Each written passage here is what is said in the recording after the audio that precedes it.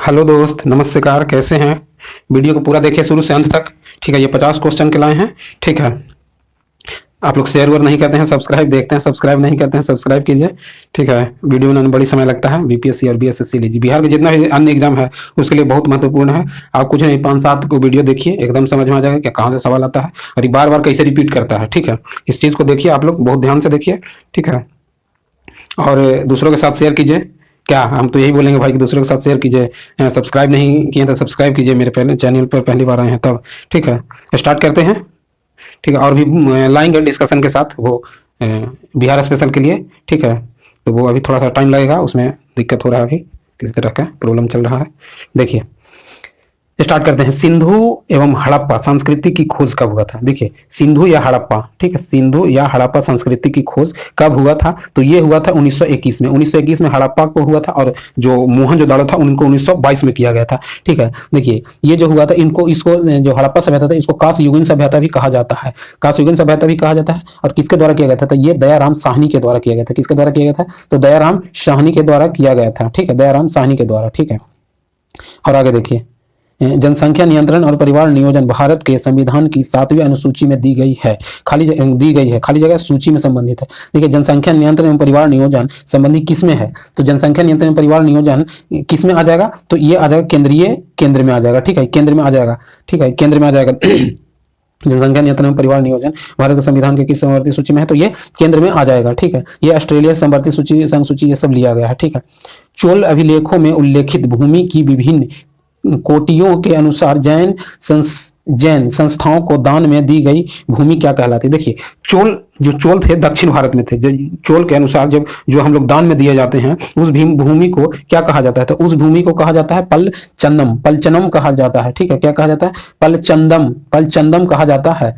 ठीक है, ये पलचंदम जो है कि दक्षिण भारत की लैंग्वेज है। ठीक है, दक्षिण भारत की लैंग्वेज है। ठीक है, जो जैन चोलों के द्वारा जैन के दिया जाता था ना, भूमि को कहा जाता था। राजकुमार खुर्रम आगे चलकर साम्राज्य कहलाए। तो राजकुमार खुर्रम उनका किनका नाम था? तो राजकुमार खुर्रम किनका नाम हुआ? जो कि देखिए, ये हुआ शाहजहां को। ठीक है, शाहजहां का, ये जहांगीर के बेटा थे। और जहांगीर किसके बेटा थे? तो अकबर के। ठीक है, तो राजकुमार खुर्रम। और शासनकाल इनका चला कब से कब चला? तो इनका शासनकाल चला 1627 से लेके 1657 तक चला। ठीक है, 1627 से लेकर 16। देखिए, खाली जगह को सामान्य रूप से शैल, मालवा एवं ढाल के गिरने वाली मिट्टी को बृहद संरचनाओं के रूप में परिभाषित किया जाता है। ठीक है, देखिए, जो सामान्य रूप से शैल, मालवा या ढाल से गिरने वाली मिट्टियां जो बृहद संरचनाओं के रूप में परिभाषित करता है, उनको क्या कहा जाता है? तो उसको भूसंखलन कहते हैं। उनको क्या कहेंगे? भूसंखलन कहते हैं। भूसंखलन यानी लैंड जो कि बड़ा बड़ा पहाड़ को टूट फूट के जो मिट्टी बनता है उसको, ऊंचाई से जो गिरता है उसको। ठीक है, देखिए, 40 ग्रुप की शक्तियां को किसने तोड़ा था? ये देखिए, इल्तुतमिश के द्वारा जो 40 शक्तियां था, जो तुर्कियों के द्वारा जो बनाया गया था, 40 सदस्यों को गठन किया गया था, तो उनको तोड़ने वाले कौन थे? तो उनको तोड़ने वाले कौन थे? तो बलवन राय थे। ठीक है, बलवन थे। ठीक है, कौन थे? बलवन थे, जो तोड़े थे। बलवन थे, जो कि ये इल्तुतमिश के द्वारा लागू किया था। बलवन ने इनको हटाए थे। ठीक है, और देखिए, किसने अपने प्रजाओं में गंभीरताओं के भेदभाव और अन्य के समाप्त करने के लिए प्रयास किए थे? देखिए, भेदभाव जो होता था उसको समाप्त करने के लिए कौन थे? तो वो अकबर थे। अकबर ये चाहते थे कि किसी भी तरह का भेदभाव किसी में ना हो। ठीक है, देखिए, इसलिए ये क्या किए, ये सबसे पहले 1900 देखिए 1563 में तीर्थयात्री कर को समाप्त कर दिए। और देखिए 1564 में जजिया कर को इन्होंने समाप्त कर दिया। ठीक है, ये अकबर ने। ठीक है, तो 1563 में पहले तीर्थकर समाप्त किए, इसके बाद जजिया कर समाप्त किए। और देखिए, ये एक सुलह ए कुल नीति लाए थे। किसने लाए थे? सुलह ए कुल, अकबर ने नीति लाए थे। सुलह ए कुल, जिसको सर्वत्र शक्ति कहा जाता है, सर्वत्र शक्ति, सुलह ए कुल नीति लाए थे। ये भी बहुत बार पूछता है। ठीक है, ये सभी क्या करते थे कि अथी के जो किताब था उसको अरबी में अथी अनुवाद करके और वहां से सब वो निकालते थे। ठीक है, और देखिए आगे, हिमनद के द्वारा लाए गए पदार्थ जैसे छोटे बड़े सेल, रेत या तरहटी मिट्टी को जो लाकर नीचे रख देता है उसको क्या बोलते थे? दमोड अथी हिमोड बोलते हैं। क्या बोलते हैं? हिमोड बोलते हैं। ठीक है, हिमोड बोलते हैं, क्योंकि जो हिमालय द्वारा जो बड़ा बड़ा टूट फूट के जो आता है उसको हिमोड बोलते हैं। ठीक है, देखिए बक्सर का युद्ध कब लड़ा गया था, तो बक्सर का युद्ध कब लड़ा गया था, तो ये है उस पार्ट में, ठीक है। तो ये लड़ा गया था आपको 22 अक्टूबर कब लड़ा गया था, तो 22 अक्टूबर 1764 को, 22 अक्टूबर 1764 को लड़ा गया था, ठीक है। एक तरफ कौन थे, तो एक तरफ अंग्रेज लोग थे, ठीक है। एक तरफ कौन थे, तो एक तरफ अंग्रेज थे और एक तरफ थे सिराजुद्दौला, ठीक है। तो एक तरफ कौन कौन थे, तो एक तरफ आ जाएंगे सुजाउद्दौला अवध के नवाब थे, ठीक है। बंगाल के नवाब मीर कासिम थे और एक दिल्ली सल्तनत यानी मुगल शासक शाह आलम द्वितीय थे, ठीक है। ये तीनों को हरा दिए थे। और देखिए जो अंग्रेज के जो अथी थे मतलब उसको सेनानायक उसको बोलते हैं कौन थे, तो ये थे मेजर मुनरो यानी हेक्टर मुनरो ही उनको बोल सकते हैं, ठीक है। और देखिए आगे, देखिए इसको तो यहाँ डिस्कशन करते हैं। देखिए इसको मुर्शिद कुली खां अलीवर्दी खां और सिराजुद्दौला कहाँ के नवाब थे, तो ये तीनों जो थे वो बंगाल के नवाब थे, ठीक है। ये तीनों कहाँ के नवाब थे, तो ये आपको आ जाएंगे बंगाल के नवाब थे, ठीक है। देखिए मुर्शिद कुली खां जो थे वो मुर्शिद कुली खां और देखिए 1917 में ये अंतिम बने और 1940 में कौन बने थे, मुर्शिद कुली खां के बाद अलीवर्दी खां के बाद 1756 में बने थे सिराजुद्दौला, जो कि सिराजुद्दौला के समय में ही 1857 के विद्रोह 1757 के विद्रोह हुआ था। किसके, सिराजुद्दौला के समय में ही 1757 के विद्रोह हुआ थे। और अलीवर्दी खां ने बोला था कि अगर अंग्रेजों को क्या अगर तुम प्रेम से बोलोगे यानी शहद देंगे, ठीक है, और अगर तुम उनको छेड़ोगे तो वो मधुमक्खियों की तरह काट खाएंगे, ठीक है। ये अलीवर्दी खां ने बोले थे। और देखिए 1921 में मोपला विद्रोह कहाँ हुआ था, तो मोपला विद्रोह कहाँ हुआ था 1921 में, तो ये आपको केरल में हुआ था, मालाबार तट पे, ठीक है। केरल में हुआ था मालाबार तट पे। इसका जो नेतृत्व करता थे वो कौन थे, तो ये थे अली मुसलियार थे। इसका नेतृत्व करता कौन थे, अली मुसलियार। ये बहुत बार पूछता है कि जो मोपला विद्रोह हुआ था उसका नेतृत्व करता कौन थे, तो अली मुसलियार थे, ठीक है। और आगे देखिए बंगाल विभाजन को किसके समय उलट दिया गया था, बंगाल विभाजन को किसके समय उलट दिया गया था या रद्द कर दिया गया था, ठीक है। तो ये हो जाएंगे लॉर्ड हार्डिंग जो कि 1911 में इसको समाप्त कर दिया गया था बंगाल विभाजन को, ठीक है। जब वो दिल्ली पर और इसी टाइम जब वो देखिए पंचम आए थे, ठीक है, तो इसी टाइम वो 12 दिसंबर को आए थे और दिल्ली में आयोजन हुआ था। उस टाइम जो कलकत्ता की राजधानी कलकत्ता से हटाकर दिल्ली को स्थानांतरित कर दिया गया था, ठीक है, लॉर्ड हार्डिंग के द्वारा, ठीक है। ये और देखिए किस घटना से गांधी को भारत की स्वतंत्रता संग्राम के क्षेत्र में आकर खड़ा किया, देखिए एक जो आंदोलन था उस जो आंदोलन के बाद वो महात्मा गांधी को स्वतंत्रता संग्राम में लाकर खड़ा कर दिया गया था। ये कौन सा आंदोलन हो जाता है, तो ये रॉलेट एक्ट आ जाता है, रॉलेट एक्ट आ जाता है जो कि 1919 के द्वारा हुआ था, ठीक है। किसके 1919 के द्वारा हुआ था रॉलेट एक्ट, ठीक है। 6 अप्रैल 1919 को एक संग्रह हुआ था उसमें, ठीक है। देशव्यापी हड़ताल पूरा जनता द्वारा हुआ था, कब हुआ था, 6 अप्रैल 1919 में, ठीक है। ये डेट कभी कभी पूछता है कि 6 अप्रैल 1919 में हुआ था, ठीक है। देखिए भारत की मुख्य भूमि का अक्षांश के बीच फैला हुआ है, देखिए भारत के मुख्य भूमि का अक्षांश फैला हुआ है, तो भारत का जो मुख्य भूमि का अक्षांश है तो 8 डिग्री उत्तरी अक्षांश से लेकर 37 डिग्री उत्तरी अक्षांश के बीच फैला हुआ है, देखिए 8 डिग्री से 37 डिग्री तक फैला हुआ है, ठीक है। और देखिए ये उत्तरी अक्षांश और देशांतर में आ जाएगा तो आपको 68 डिग्री 7 मिनट और 7 मिनट से लेकर 97 डिग्री 25 मिनट पूर्वी देशांतर तक फैला हुआ है, ठीक है। और देखिए एक और इसमें देख लीजिए कि जो ये भारत का जो उत्तर से दक्षिण की ओर जो दूरी हुआ वो कितना हो जाएगा, उत्तर से दक्षिण की ओर आपको हो जाएगा 3214 किलोमीटर, ठीक है। और पूर्व से पश्चिम हो जाएगा 2933 किलोमीटर, क्योंकि उत्तर से दक्षिण सबसे अधिक दूरी है यानी ज्यादा है, तो ये हो जाएगा आपको 3214 और पूर्व से पश्चिम कम है 2933 हो जाएगा, ठीक है। और देखिए टाटा लौह इस्पात कंपनी की स्थापना सिंहभूम जिले के सक्ची में किस वर्ष हुआ था, तो देखिए टाटा लौह इस्पात कारखाना जो कि अभी झारखंड में जमशेदपुर में है, जो स्वर्ण रेखा नदी पर है, ये स्थापना हुआ था 1907 में हुआ था। कब हुआ था, 1907 में हुआ था, स्वर्ण रेखा नदी के तट पर हुआ था। इसका संस्थापक कौन थे, तो इसका संस्थापक आपको आ जाते हैं ये जमशेदजी टाटा थे। इसका संस्थापक कौन थे, जमशेदजी टाटा थे। भगवान बुद्ध ने ज्ञान प्राप्ति करने के लिए लंबे समय या लंबे वर्षों तक तपस्या की और साधना में व्यक्त रहे थे, तो वो कहाँ किए थे ये सब, तो ये सब किए थे बोध गया में, ठीक है। बोध गया में किए थे, वो 35 वर्ष की उम्र में वो ज्ञान की प्राप्ति किए थे, 6 वर्ष तक वो कठिन तपस्या किए थे, ठीक है। ज्ञान प्राप्ति करने के बाद वो सबसे पहले उपदेश देने कहाँ गए थे, तो सारनाथ में गए थे, जो कि कुशीनगर सारनाथ में गए थे, जो कि वाराणसी से कुछ किलोमीटर दूर है। तो 5 ब्राह्मणों को उपदेश दिए थे, ठीक है। नील नदी किस महाद्वीप में प्रवाहित होती है, नील नदी सबसे लंबी नदी है, ठीक है। किस महाद्वीप में प्रवाहित होगी, तो ये अफ्रीका में होगा, सबसे अधिक कहाँ प्रवाहित होगा, तो ये अफ्रीका में होगा, नील नदी प्रवाहित होता है, ठीक है। देखिए ताजमहल के वास्तुकार कौन थे, ताजमहल के वास्तुकार ठीक है, ताजमहल के वास्तुकार कौन हो जाएंगे? तो ताजमहल के वास्तुकार हो जाएंगे उस्ताद अहमद लाहौरी। उस्ताद अहमद लाहौरी वास्तुकार हो जाएंगे। ठीक है, उस्ताद अहमद लाहौरी वास्तुकार हो जाएंगे। ये देखिए जो ताजमहल बनवाया गया था, ये ताजमहल कहाँ, आगरा में है। ये शाहजहां की बीवी के द्वारा, शाहजहां की बीवी के क्या उसको पिरामिड पर बनाया गया था। ठीक है, पिरामिड पर बनाया गया था। और देखिए इसका वास्तुकार तो उस्ताद अहमद लाहौरी होगा। और इसको जो अथी करते थे, ये इनका बोल सकते हैं क्या, रूपरेखा जो तैयार किए थे वो कौन थे? तो वो तो रूपरेखा जो तैयार किए थे वो थे उस्ताद ईसा जो थे तैयार किए थे रूपरेखा तैयार किए थे ईसा। और ये वास्तुकार थे उस्ताद अहमद लाहौरी। ये आगरा में ये शाहजहां के द्वारा बनाया गया था। ठीक है, शाहजहां के द्वारा बनाया गया था। देखिए दल बदल विरोध कानून से संबंधित कौन सा संशोधन है? दल बदल विरोधी कानून, दल बदल विरोधी कानून है वो कौन सा संशोधन? 52वां संविधान संशोधन के द्वारा। दल बदल 52वां संविधान संशोधन के द्वारा। 52वां संविधान संशोधन कब आया था? तो 1985 में आया था। ठीक है, ये एक दल से दूसरे दल में प्रवाहित होते हैं। ठीक है, दल बदल कानून। ठीक है, देखिए और देखिए विश्व नर्स दिवस कब मनाया जाता है? विश्व नर्स दिवस 12 मई को मनाया जाता है। विश्व नर्स दिवस 12 मई को अंतर्राष्ट्रीय नर्स दिवस मनाया जाता है। देखिए फ्लोरेंस नाइटिंगेल के जन्मदिन दिवस के रूप में मनाया जाता है। फ्लोरेंस नाइटिंगेल के जन्म दिवस के रूप में मनाया जाता है। 12 मई को नर्स दिवस के रूप में, अंतर्राष्ट्रीय नर्स दिवस के रूप में मनाया जाता है। नेपा नगर, नेपा नगर किस उद्योग के लिए प्रसिद्ध है? तो नेपा नगर किसके लिए है? तो अखबारी कागज के लिए। ठीक है, नेपा नगर अखबारी कागज के लिए प्रसिद्ध है। ये मध्य प्रदेश में है। ठीक है, नेपा नगर कहाँ पे? मध्य प्रदेश में, अखबारी कागज के लिए। यहाँ पे फैक्ट्री लगाया गया था। कब लगाया था?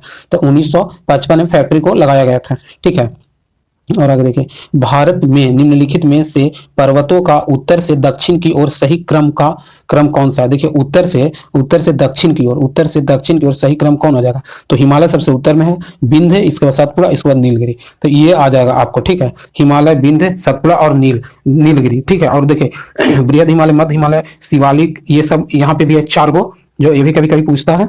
ठीक है, कि उत्तर से दक्षिण के, दक्षिण से उत्तर की ओर लिखें या फिर सजाएं, बताएं। पाक जल संधि के मध्य स्थित है। पाक जल संधि किसके किसके मध्य है? तो भारत और श्रीलंका के बीच पाक जल संधि स्थित है। ये तमिलनाडु के कन्याकुमारी से अलग करता है। ठीक है, तमिलनाडु के कन्याकुमारी से अलग करता है। ठीक है, और देखिए निम्नलिखित में से राज्य एवं केंद्र शासित में से किसमें जुआरी नदी प्रवाहित होती है? देखिए किस जगह पे जुआरी नदी है? जुआरी नदी कहाँ पे है? तो जुआरी नदी आपको आ जाएगा गोवा में। ठीक है, जुआरी नदी कहाँ आ जाएगा? गोवा में आ जाएगा। गोवा मालाबार तट पर है स्थित। ठीक है, गोवा की राजधानी पुंडीचेरी ठीक है, पांडिचेरी ये भी है, जुआरी नदी पर स्थित है। ठीक है, और देखिए भारत का पहला हिम तेंदुआ संरक्षण केंद्र किस राज्य में स्थापित किया गया था? पहला हिम तेंदुआ संरक्षण केंद्र किस राज्य में स्थापित किया गया था? तो ये आपको उत्तराखंड में हो जाएगा। ठीक है, कहाँ हो जाएगा? उत्तराखंड में हिम तेंदुआ संरक्षण केंद्र किया गया था। ठीक है, उत्तराखंड में हिम तेंदुआ संरक्षण केंद्र किया गया था। देखिए आगे निम्नलिखित में से किस संस्था द्वारा शांति स्वरूप भटनागर पुरस्कार दिया जाता है? तो किस संस्था द्वारा शांति स्वरूप भटनागर पुरस्कार दिया जाता है? तो शांति स्वरूप भटनागर पुरस्कार दिया जाता है वैज्ञानिक एवं प्रौद्योगिकी संस्थान के द्वारा दिया जाता है। 26 का क्वेश्चन कौन सा हो जाएगा? ए हो जाएगा ऑप्शन। ठीक है, देखिए 27 में आपको आ जाएगा, कौन आ जाएगा? तो 27 में आ जाएगा निम्नलिखित अनुच्छेदों में से किस एक को डॉक्टर भीमराव अंबेडकर ने संविधान की हृदय यानी आत्मा कहा है?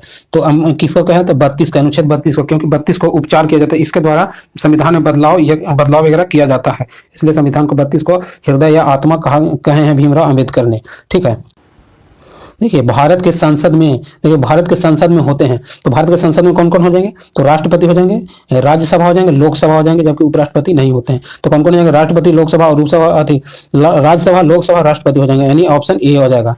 ठीक है, कौन आ जाएगा? ऑप्शन ए आ जाएगा। ठीक है, अनुच्छेद ए आ जाएगा। देखिए ये जो संसद का गठन किया जाता है, संसद का गठन अनुच्छेद 79 के द्वारा गठन किया जाता है। ठीक है, किसके द्वारा? अनुच्छेद 79 के द्वारा। इसमें 3 आते हैं, लोकसभा, राज्यसभा और राष्ट्रपति आ जाते हैं। ठीक है, खाली जगह देखिए थोड़ा सा क्वेश्चन पढ़ने में दिक्कत होगा क्योंकि क्लियर नहीं है। ठीक है, खाली जगह संविधान में संशोधन करता है। देखिए संविधान में कौन संशोधन करेगा? तो संविधान में संशोधन संसद करते हैं। ठीक है, संसद करेंगे। संविधान में संशोधन किस अनुच्छेद के द्वारा करते हैं? तो संशोधन 368 के द्वारा करते हैं। ठीक है, आर्टिकल 368 के द्वारा संविधान में संशोधन किया जाता है। ठीक है, देखिए चोल अभिलेखों में उल्लेखित भूमि की विभिन्न कोटियों के अनुसार मंदिरों में उपहार दी जाने वाली भूमि को क्या कहते हैं? ठीक है, देखिए जो चोल में जो भूमि को दिए जाते थे, ठीक है, उसको क्या कहा जाता था? तो उसको कहा जाता था तो देवदान कहा जाता था। क्या कहा जाता था? देवदान कहा जाता है। क्या कहा जाता है? देवदान। देवदान क्यों कहा जाता है? चोल अभिलेखों के द्वारा जो मंदिरों के उपहार में दिए जाते थे उसको देवदान कहा जाता है। ठीक है, भारत के संविधान के अंतर्गत कौन सा अनुच्छेद कारखानों में बच्चों के नियोजन का प्रतिरोध करता है? देखिए कौन सा अनुच्छेद है जो कि जो फैक्ट्री वगैरह में बच्चों को जो विरोध करता है वहां पर रखने का अनुमति नहीं देता है? तो वो हो जाता है आर्टिकल 24 में। आर्टिकल 24 में कोई 14 वर्ष से कम के बच्चों के फैक्ट्री वगैरह में नहीं रख सकते हैं। उस पर अगर रखेंगे तो कानून कार्रवाई हो जाएगा। किस पे? जहां रखा है ये कंपनी पर। ठीक है, और देखिए निर्वाचन आयोग को हटाया जा सकता है। निर्वाचन आयोग को हटाया जा सकता है तो किसके द्वारा? मुख्य निर्वाचन आयोग के द्वारा। तो निर्वाचन आयोग को हटाया जा सकता है मुख्य निर्वाचन आयोग के परामर्श पर राष्ट्रपति के द्वारा। ठीक है, निर्वाचन आयोग को कौन हटा सकता है? तो निर्वाचन आयोग को हटाएगा मुख्य निर्वाचन आयोग के परामर्श पर राष्ट्रपति के द्वारा हटाया जाता है। ठीक है, और आगे देखिए बृहद हिमालय में स्थित एक ठंडा रेगिस्तान है। बृहद हिमालय, बृहद हिमालय सबसे बड़ा हिमालय है जहां पे एक ठंडा प्रदेश स्थित है जिसको लद्दाख बोलते हैं। लद्दाख में सफेद है, एकदम पूरा बर्फ से ढका हुआ है, जबकि वहां गर्मियों में बहुत 3 से लेकर 35 तक रहता है। जब ठंडा में जाइएगा तो फिर माइनस में पहुंच जाइएगा। ठीक है, वहां पे एकदम ठंडा ठंडा रहता है। हम लोग अगर दक्षिण भारत के लोग जाएगा तो वहां पे क्या हो जाएगा? ठंडा से कराहे लगेगा। देखिए कार्यपालिका न्यायपालिका का पृथक्करण का किस अनुच्छेद में? कार्यपालिका और न्यायपालिका का पृथक्करण किस अनुच्छेद में आ जाएगा? तो अनुच्छेद 50 में आ जाएगा। अनुच्छेद किस में आ जाएगा? अनुच्छेद 50 में आ जाएगा। ठीक है, कार्यपालिका और न्यायपालिका का पृथक्करण का ठीक किसमें? अनुच्छेद 50 में। अनुच्छेद 44 में है। अनुच्छेद 44 में एक समान नागरिक के लिए एक समान सिविल संहिता। अनुच्छेद 44 में नागरिक के लिए एक समान सिविल संहिता। और 48 में आ जाता है, 48 में आ जाएगा कृषि एवं पशुपालन संगठन। 48 में आ जाएगा क्या? कृषि एवं पशुपालन संगठन। और 49 में आ जाएगा राष्ट्रीय महत्व संस्थानों को वस्तुत्व संरक्षण करना। ठीक है, जो भी सरकारी चीज है उसको संरक्षण करना है। ठीक है, देखिए कांग्रेस के प्रथम मुस्लिम अध्यक्ष कौन थे? तो कांग्रेस के प्रथम मुस्लिम अध्यक्ष बदरुद्दीन तैयबजी आ जाएंगे। ये कब? 1887 में कलकत्ता अधिवेशन के द्वारा हुए थे। और ठीक है, और देखिए कुछ दिन बाद फिर एक और मुस्लिम अध्यक्ष बने थे, यही थे। ठीक है, वही कलकत्ता अधिवेशन के थे। देखिए संसद के दोनों सदनों तथा विधानसभाओं के संसद के मतदान द्वारा किसका चुनाव किया जाता है? देखिए यहाँ पे ये बोल रहा है कि संसद के दोनों सदन, यानी संसद में 2 सदन है, लोकसभा और राज्यसभा, और राज्य के विधानसभा। ठीक है, राज्य के विधानसभा के द्वारा किसको चुनते हैं? ये सब मिलकर किसको चुनते हैं? तो ये सब मिलकर किसको? राष्ट्रपति को चुनते हैं। ठीक है, भारत के राष्ट्रपति को चुनते हैं। ठीक है, किसको चुनेंगे? भारत के राष्ट्रपति को चुनेंगे। और ये कौन सा अनुच्छेद के द्वारा? था अनुच्छेद 54 के द्वारा चुनते हैं। ठीक है, आर्टिकल 54 के द्वारा चुनते हैं। ठीक है, नीति आयोग का अध्यक्ष कौन होता है? तो नीति आयोग का अध्यक्ष होता है भारत के प्रधानमंत्री। ठीक है, प्रधानमंत्री हो जाएंगे 1 जनवरी 2015 से। नीति आयोग को योजना आयोग से 1 जनवरी 2015 से योजना आयोग को नीति आयोग कर दिया गया। ठीक है, नीति आयोग का अध्यक्ष होते हैं प्रधानमंत्री। ठीक है, देखिए राज्यसभा के सदस्य के लिए कम से कम कितने वर्ष की आयु आवश्यकता है? तो राज्यसभा का सदस्य बनना है तो उसमें 30 वर्ष की आयु की आवश्यकता है। ठीक है, विधानसभा या लोकसभा के लिए 25 वर्ष की आवश्यकता है। ठीक है, और मतदान देने के लिए 18 वर्ष की आवश्यकता है। ठीक है, राष्ट्रपति बनने के लिए 35 वर्ष। ठीक है, और देखिए निम्नलिखित में से कौन सा सबसे बड़ी संसदीय समिति है? देखिए सबसे बड़ी संसदीय समिति आ जाएगा प्रकलन समिति। प्रकलन समिति में 30 सदस्य होते हैं, और 30 सदस्य जो होते हैं वो लोकसभा के होते हैं। ठीक है, और लोक लेखा समिति में कितना? 22 सदस्य होते हैं। 22 सदस्य, जिसमें 15 लोकसभा के हो जाएंगे और 7 राज्यसभा के सदस्य हो जाते हैं। ठीक है, और देखिए खुले बाजार की प्रक्रिया निम्नलिखित में से किस नीति के द्वारा आया है? खुले बाजार की जो प्रक्रिया है वो किसके द्वारा आ जाएगा? तो साख नीति के द्वारा। खुले बाजार की प्रक्रिया किसके द्वारा आ जाएगा? तो खुले बाजार की प्रक्रिया आपको आ जाएगा साख नीति के द्वारा आ जाता है। ठीक है, खुले बाजार की प्रक्रिया साख नीति के द्वारा आ जाता है। और देखिए भारतीय राष्ट्रपति को किस परिस्थितियों में पद से त्यागपत्र देना पड़ता है? ठीक है, भारतीय राष्ट्रपति को अगर ऐसा परिस्थिति आ जाता है कि उनको त्यागपत्र देना पड़ता है तो किसके द्वारा? तो महाभियोग लगाने के बाद, जब इम्पीचमेंट लगाते हैं, महाभियोग लगाते हैं, अनुच्छेद 61 के द्वारा संसद के किसी सदन में, चाहे लोकसभा में या राज्यसभा में लाया जाता है। ठीक है, तो इसके द्वारा राष्ट्रपति को महाभियोग यानी त्यागपत्र देना पड़ता है। अनुच्छेद 61 के द्वारा किसी भी सदन में लाया जा सकता है स्टार्टिंग में, लेकिन दोनों सदन में पास होना अनिवार्य है। ठीक है, नौसेना, सेना और वायुसेना का काम भारत के संबंधित की 7वीं अनुसूची में दी गई है, सूची में संबंधित है। तो देखिए ये जो है वो संघ सूची में है। ठीक है, थोड़ा सा ये जो फोटो का क्वालिटी है वो कमजोर है, थोड़ा अच्छा सा स्पष्ट नहीं, लेकिन कोई दिक्कत नहीं है। इतना है कि आप लोग आराम से पढ़ क्वालिटी बढ़ा के देखिएगा 360 पे। ठीक है, देखिए नौसेना, सेना, वायुसेना के प्रमुख कमांड कौन होता है? तो संघ होता है, संघ के द्वारा रखा जाता है। ठीक है, किसके द्वारा किया जाता है? तो संघ के द्वारा किया जाता है। ठीक है, देखिए और यहाँ पे आ जाएगा सबसे पहले तोमर राजपूतों का काल में राजधानी था। देखिए तोमर राजपूत का काल में राजधानी कहाँ था? तोमर राजपूत के काल में राजधानी दिल्ली था। ठीक है, दिल्ली था। 12वीं शताब्दी में तोमर ने सबसे पहले अपनी राजधानी को दिल्ली स्थानांतरित किया था। ठीक है, ये जो दिल्ली स्थानांतरित किया था कौन थे? तो तोमर वंशीय शासक थे। वो अंतंग पाल तोमर थे। अंतंग पाल तोमर के रूप में जाना जाता है उनका नाम। ठीक है, थोड़ा सा आपको आवाज अलग आ रहा होगा लेकिन कोई दिक्कत नहीं है। आपको देखिए ये हो गया। अब देखिए वे संसाधन होते हैं जिसकी मात्रा ज्ञात किया जा सकता है। देखिए वे संसाधन होते हैं जिसकी मात्रा हम ज्ञात करते हैं तो उसको हम क्या बोलेंगे? इसकी मात्रा को अगर हम ज्ञात करेंगे तो उसको बोलते हैं, क्या बोलते हैं? वास्तविक संसाधन बोलते हैं। इसको क्या बोलते हैं? वास्तविक संसाधन बोलेंगे। ठीक है, वास्तविक संसाधन के द्वारा हम मात्रा को ज्ञात करते हैं। वास्तविक संसाधन के द्वारा हम मात्रा को ज्ञात करते हैं। ठीक है, देखिए हीराकुंड बांध किस राज्य में है? तो हीराकुंड बांध उड़ीसा में है। ठीक है, उड़ीसा में चिल्का झील भी है। ठीक है, जो कि हीराकुंड बांध किस नदी पर है? तो महानदी पर है। ठीक है, किस नदी पर? महानदी पर आ जाएगा हीराकुंड बांध। ठीक है, उड़ीसा में। और देखिए आगे, ठीक है, सूबा किस देश की राजधानी है? तो सूबा किसका हो जाएगा? तो सूबा हो जाएगा फिजी की राजधानी। सूबा किसका हो जाएगा? फिजी की। सूबा किसका राजधानी है? फिजी की। ठीक है, सूबा फिजी की राजधानी है। भारत में योजना बनाने की नीति अपनाई गई थी। देखिए भारत में योजना बनाने की जो नीति अपनाई गई थी वो किस प्रधानमंत्री के कार्यकाल में? तो जवाहरलाल नेहरू के कार्यकाल में अपनाया गया था योजना बनाने की नीति। ठीक है, योजना बनाने की नीति जवाहरलाल नेहरू के कार्यकाल में अपनाया गया था, जो कि 1951 से हुआ था, 1950-51 से। ठीक है, 1950-51 से हुआ था। और आगे देखिए जनसंख्या में बिहार है। जनसंख्या में बिहार सबसे अधिक भारत में जनसंख्या किस राज्य में है? तो उत्तर प्रदेश में आ जाएगा, महाराष्ट्र में आ जाएगा, इसके बाद बिहार में आ जाएगा। यानी बिहार में आपका कौन सा स्थान आ जाएगा? तो बिहार में भारत की तीसरा बड़ी है। बिहार में भारत की तीसरा बड़ी है। यहाँ पे जो जनसंख्या है वो है आपको 10-40-99-452। कितना है? 10-40-99-452। ठीक है, 10-40-99-452 ये 2011 की जनसंख्या के अनुसार है। ठीक है, और देखिए भारतीय संविधान की उद्देशिका में कितने प्रकार की स्वतंत्रता है? देखिए उद्देशिका में कितने प्रकार की स्वतंत्रता है? उद्देशिका में स्वतंत्रता 5 प्रकार की आ जाएगा। ठीक है, उद्देशिका में स्वतंत्रता कितने प्रकार की? 5 प्रकार की स्वतंत्रता आ जाएगा। ठीक है, और देखिए बिहार की जनसंख्या से अधिक है। बिहार की जनसंख्या से अधिक यानी 10 करोड़ से अधिक है। बिहार की जनसंख्या 10 करोड़ से अधिक है। ठीक है, बिहार की जनसंख्या 10 करोड़ से अधिक है। तो 10 करोड़ से अधिक कितना है? 10-40-99-452। 10-40-99-452 ऐसे बोले 10-40-99-452। ठीक है, बिहार की जनसंख्या। ये आपको 50 क्वेश्चन हो गए। ठीक है, इसको देखिए, दूसरों के साथ शेयर कीजिए। ठीक है, वीडियो देखने के लिए धन्यवाद। अधिक से अधिक